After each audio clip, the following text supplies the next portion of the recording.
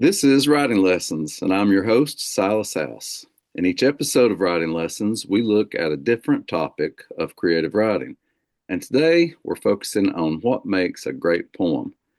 Our guest for this episode is Kathleen Driskell, one of our most acclaimed poets whose work has been published in The New Yorker, Rattle, The Southern Review, Shenandoah, and many other fine publications. From 2019 to 22, she served as chair of the board of directors of the Association of Writers and Writing Programs, better known as AWP, the largest professional organization of creative writers in the U.S. She is currently the chair of the Naslin Mann Graduate School of Writing at Spalding University. And we'll get to some of the other things she does later. Thank you so much for being with me today, Kathleen. It's always great to be with you, Silas. I'm happy to be here. So we'll dive right in. What makes a great poem? I think when people ask me this, I remember the great words of William Carlos Williams, who we don't read very much anymore, but who was important to me as a younger poet. He talked about poems as engines, small engines.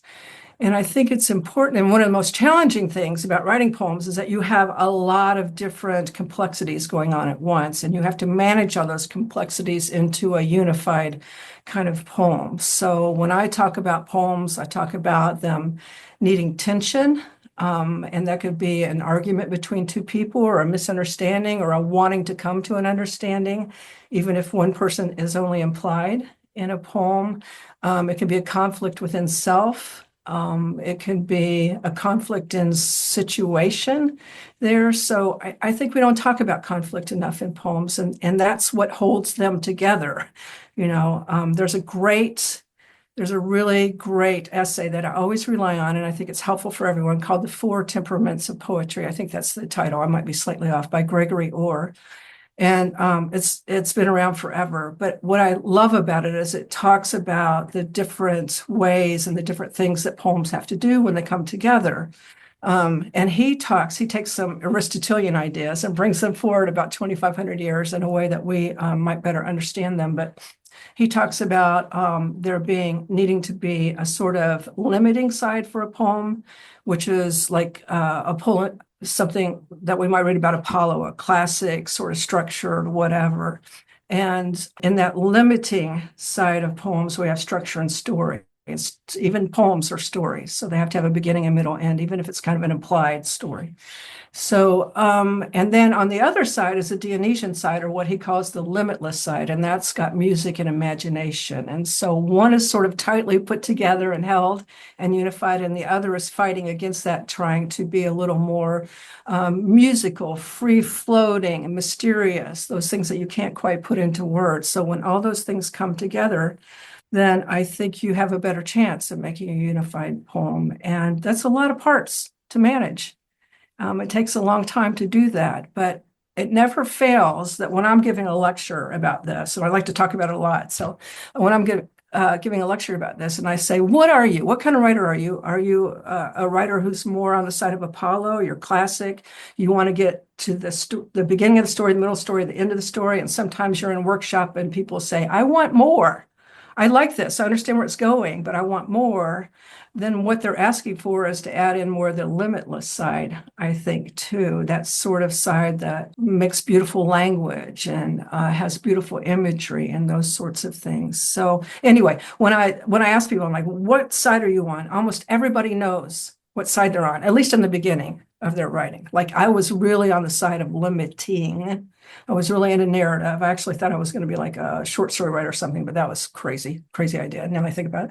But no offense, Silas. I just mean I didn't have the talent to do it, nor the temperament to do it. But anyway, people know. They know what they are. And so it's a great diagnostic tool that Gregory Orr has, because what he's teaching you is, well, okay, so Kathleen, in the beginning of your career, you're pretty limiting in the tools that you're drawn toward. So in order to unify a poem or make any piece of literature, not just poems, to make that more full, more unified, more satisfying to the reader, then you need to strengthen those other muscles there. And so people who are on the side of Dionysus, or the limitless, they might be not so interested with plot or structure, and they're sort of all over the place. And there's lots of images, and you can't quite put them together. You're not quite sure how they work together.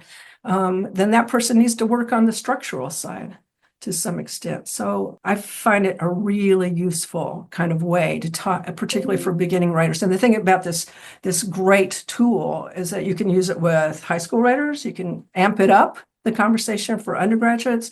And then I use it a ton even for my graduate students, who know quite a bit about poetry before they even get into the program here. So yeah, I don't know. I just went off on a tangent. I don't No, know. that's all wonderful. I mean, that's what this podcast is. You're doing exactly what the title of the podcast is. It's writing lessons, and Yeah. I just learned a whole lot. So Oh, I'm right. sure our listeners did too. Well, I mean, you may have already mentioned some of this, but Yeah. let's go beyond that. I know many poets who would say that you changed their lives as their teacher.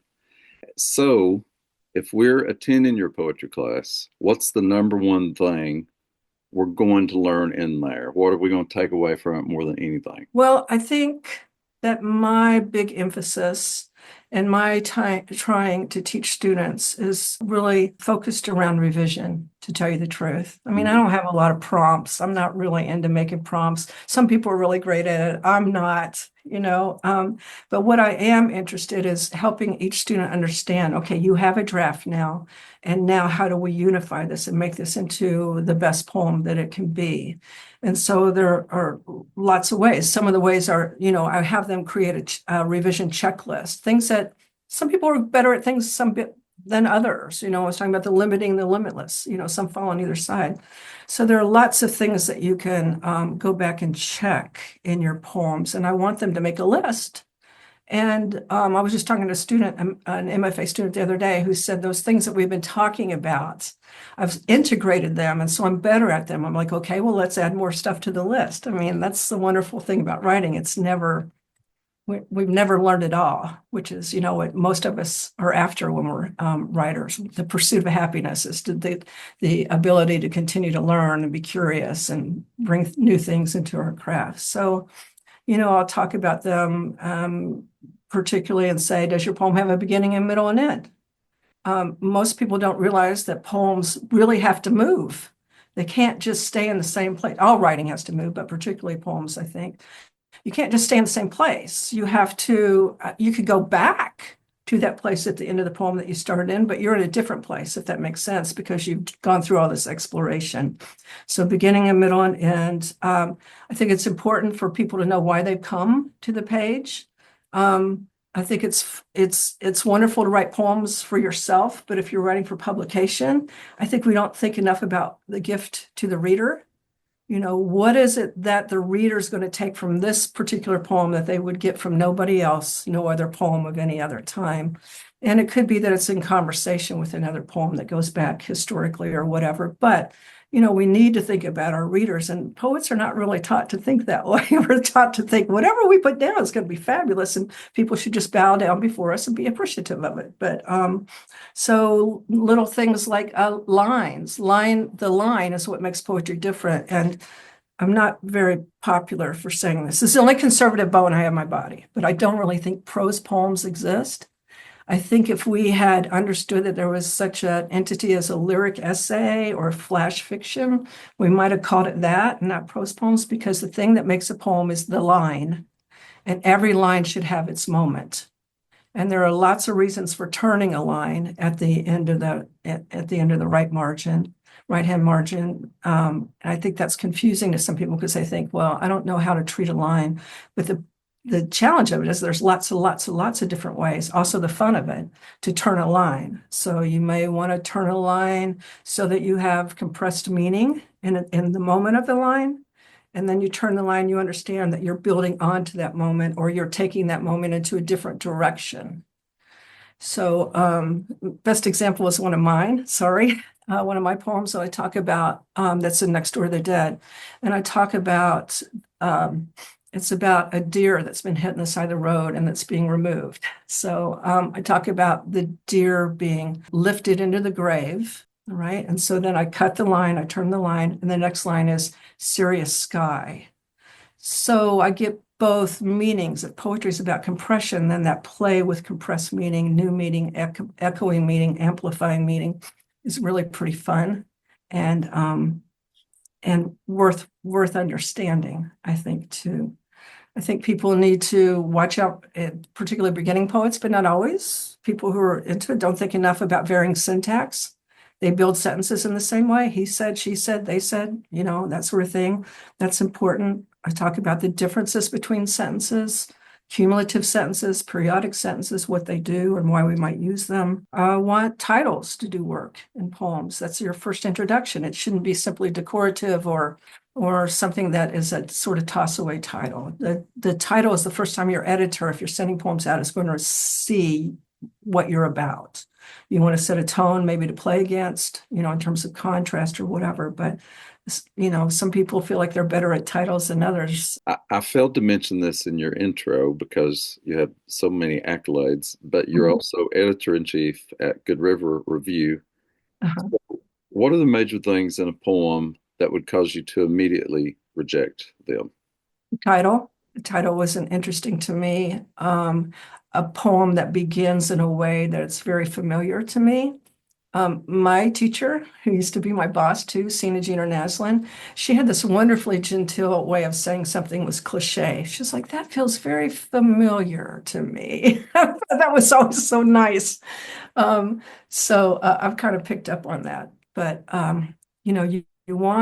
you want to understand too in the beginning, just as in a short story, what the antecedent for the poem is pretty early in the poem. Like what's the occasion for this? What happened right before you sat down to write this? Or what's happening, the tension of the thing that's making you sit down to write this? Call it an antecedent, call it an inciting moment, perhaps. Whatever happens before the inciting moment, I guess, for a fiction writer, creative nonfiction writer. So those are things, fresh language. I don't want to see things phrased in the same way. If someone can turn a familiar phrase in a new way, I think that's always very clever. I mean, subject matter, lots of things. Do you have forms that are particular favorites to write? No, I don't. I have once in a while, I think it's good for students to practice the sonnet form when they begin. And the sonnet form has lots of entities that you can work with. But I think it's good to teach people about compression, which is so important in all writing, but particularly poetry, I think. And it really shows you, makes you fight for every word. Is this necessary? Is this not?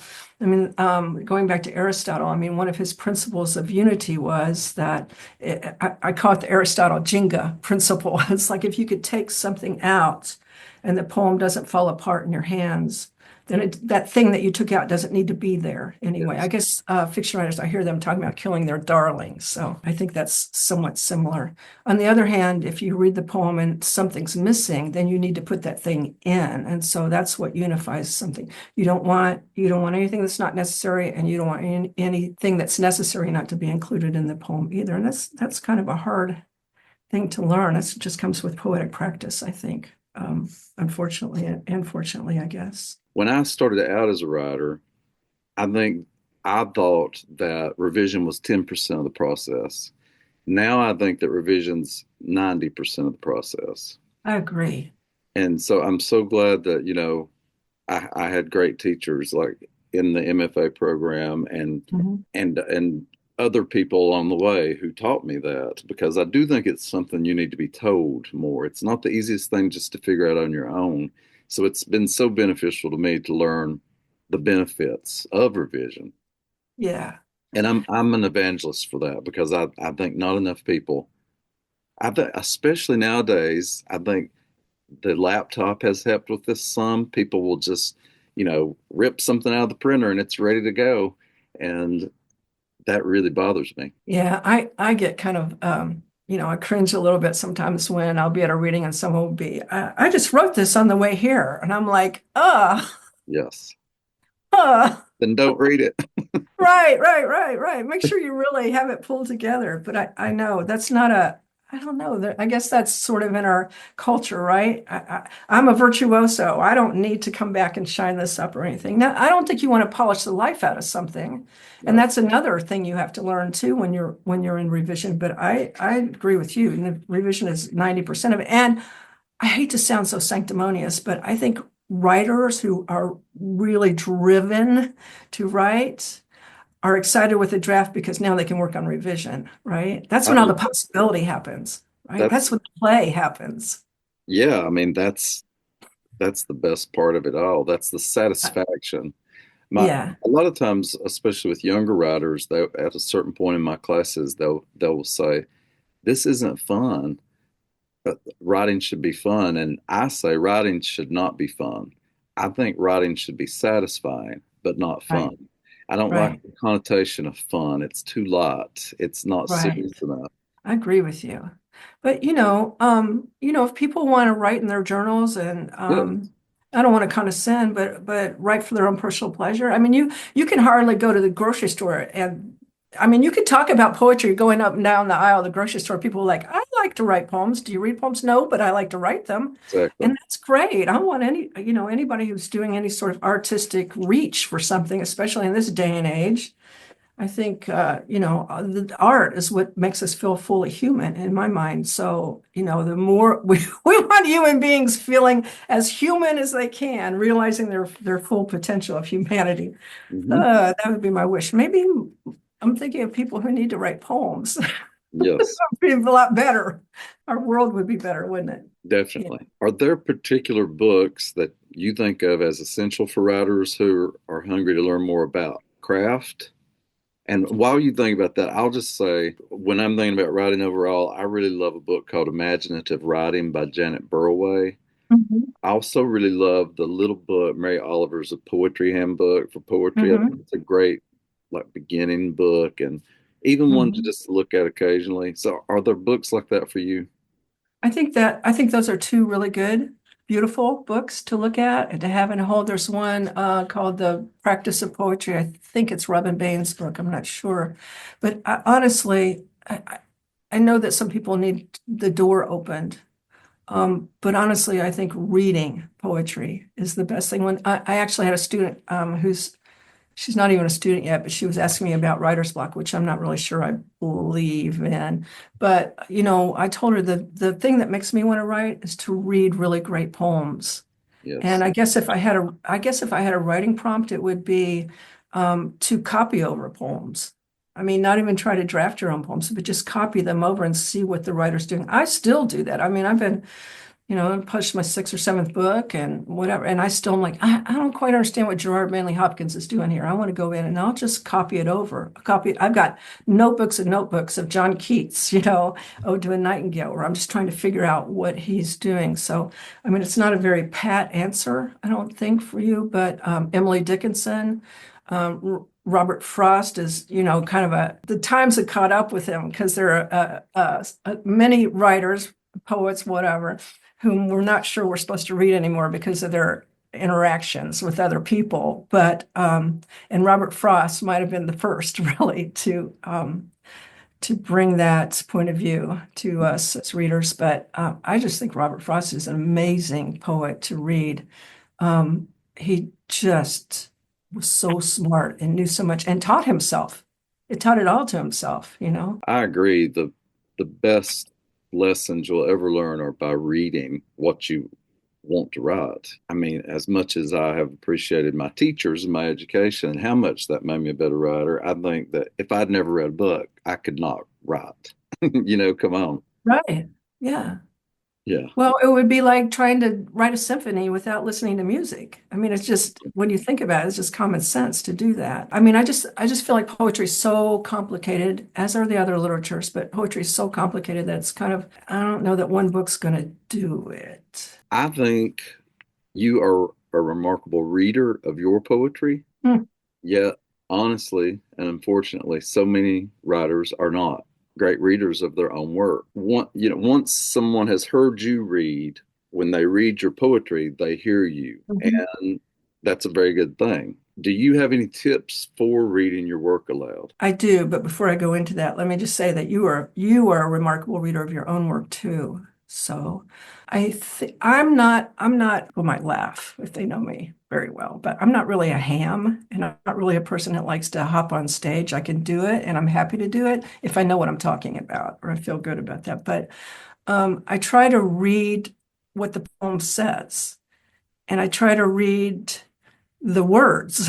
You know, I love thinking about how a long vowel stays in the mouth, in the ear, in the eye, if you're reading on the page, much longer than an open vowel or a short vowel. And I love thinking about how short vowels have lots of air in them.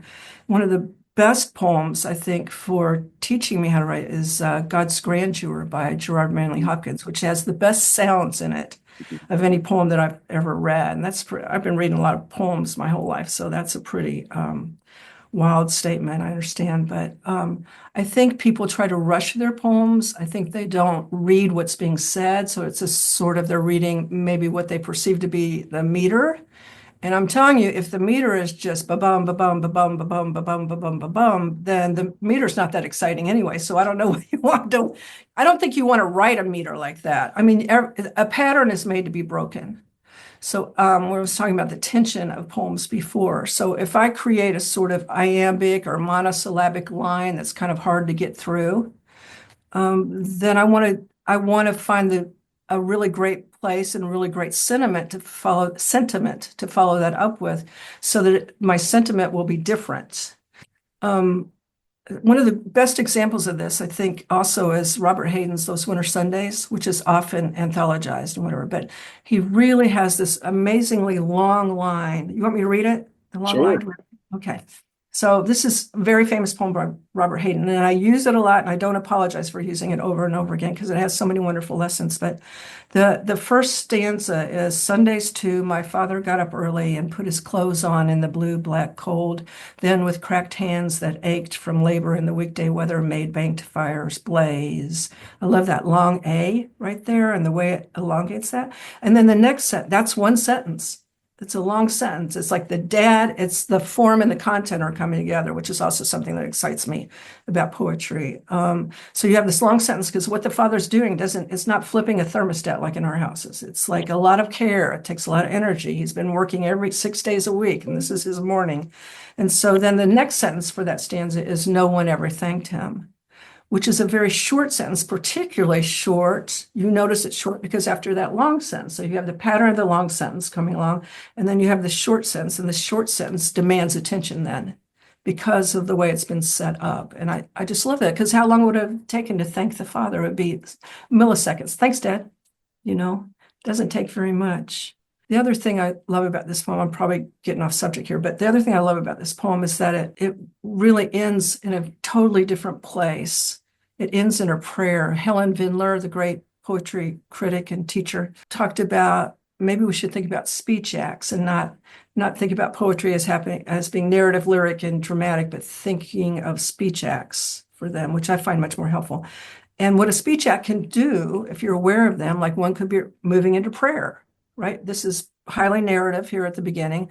And then if you know the poem well, you know the poem ends with speaking indifferently to him who had driven out the cold and polished my good shoes as well. What did I know? What did I know of love's austere and lonely offices? And so there's a kind of turning away in some ways of consolation there. Like my father did this for me. It wasn't the happiest of households, as you learn in the poem here, but my father did show me love. I just didn't know how to recognize that. And so, what a beautiful poem. I mean, it's so honest. It's not trying to candy coat what happened in the house, but at the end, it's like, I wish I had known, and I wish I had been able to express that to this father figure that I had, who I was always scared of. Yeah, I don't know what we were talking. I just went on and on, so I don't know what I was talking about. that's What you wonderful. asked. That's where the good teaching happens, I think. Well, before I let you go, I want to ask, what is the best lesson you ever learned about poetry or writing in general? I remember someone saying to me a long time ago, maybe in graduate school, that poems are made things.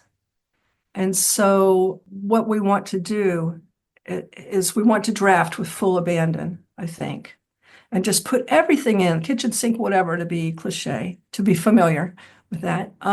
But then we want to come back, and it's not always just pulling things out, but it's deciding what to keep too, is a sort of a making of a poem as well. And so, we need to remember that, especially I think as we're moving on in poetry practice, and maybe not in the beginning, but we need to remember that we are architects, really, of our poems. And we don't want to strip all the mystery out of our poems, but we want to make sure that we put them together in a way that's unified, that we understand we have control, taking something out, putting something in, and that could be a comma. I mean, I consider myself revising. If I take a comma out and then I come back later and put one in, that's two revisions in my mind. So, but I don't.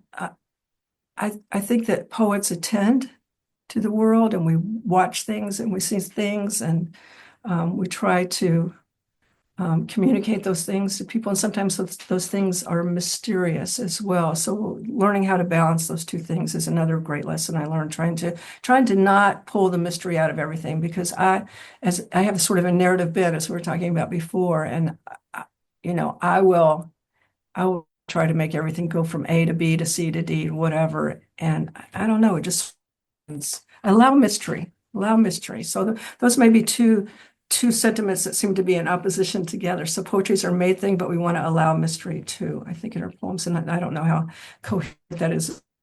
There are two things that are on my mind lately anyway. So Well, I've learned so much. I learn something every time that I have a conversation with you.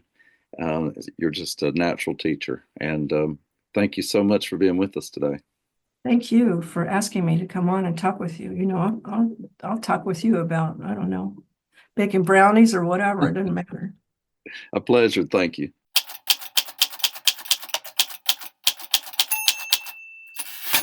Writing Lessons is an initiative of the 2024-2025 Kentucky Poet Laureate. That's me, Silas House. I'm thankful for the support of the Kentucky Arts Council, the Carnegie Center for Literacy and Learning, the Office of Governor Andy Beshear, and Kentucky Humanities.